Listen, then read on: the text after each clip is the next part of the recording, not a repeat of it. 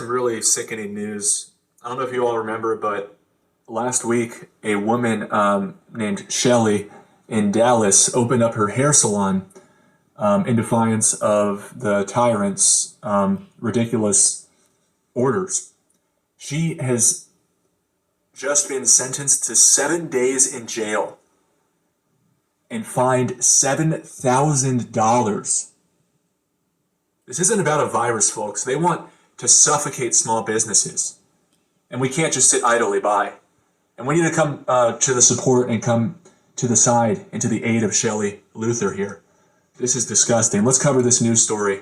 I'm so disgusted by my country. Shelley Luther sentenced to 7 days in jail for opening her Dallas hair salon during the coronavirus tyranny. This is her business, everybody. Salon à la mode in Dallas.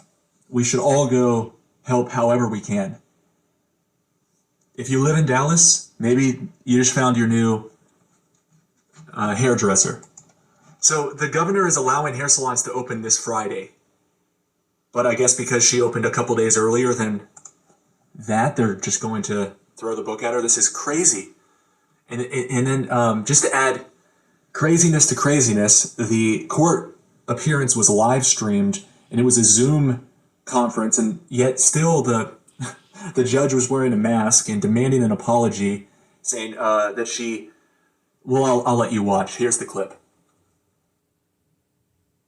That you now see the error of your ways and understand that the society cannot function where one's own belief in a concept of liberty permits you to flaunt your disdain for the rulings of duly elected officials. That you owe an apology to the elected officials whom you disrespected by flagrantly ignoring and in one case defiling their orders, which you now know obviously apply to you. That you understand that the proper way in which in an ordered society to engage concerns which you may have had is to hire a lawyer and advocate for change, an exception or an amendment to laws that you find offensive. That you publicly state that this is the way that citizens in the state should behave. And that you represent to this court that you will today cease operation of your salon and not reopen until after further orders of the government permit you to do so. This court will consider the payment of a fine in lieu of the incarceration which you've demonstrated that you have so clearly earned. Is there anything that you would like to say? Because they can't put us all in jail. So we all have to stand up. Now's the time for us to stand up, because if we don't take back our civil liberties right now, I don't know when we ever can. What about the people that would say that you're being irresponsible, because we're in the middle of a pandemic?